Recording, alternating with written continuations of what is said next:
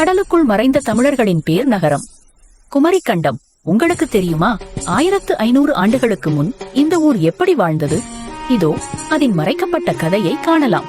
உங்களுக்கு தமிழ் மொழியை பிடிக்கும் என்றால் லைக் மற்றும் சப்ஸ்கிரைப் பண்ணிட்டு கமெண்டில் தமிழ் என்று சொல்லுங்கள். குமரிக்கண்டம் தமிழர்களின் மிகச்சிறந்த நகரங்களில் ஒன்று. விவசாய நிலங்கள், அழகிய கோயில்கள், கலைமிக்க சிலைகள்.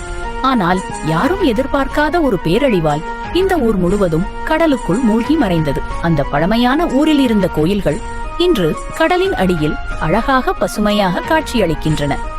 மக்கள் செய்யும் சடங்குகளின் நிழல் கூட காணப்படும் என்று சிலர் கூறுகிறார்கள். இது உண்மையா அல்லது மாயையா? ஒரு மரம் மட்டும் புனித மரமாக இன்று கடலுக்குள் தெய்வீகமாக விளங்குகிறது. அந்த மரம் அந்த நாகரிகத்தின் அடையாளமாகவே நிற்கிறது.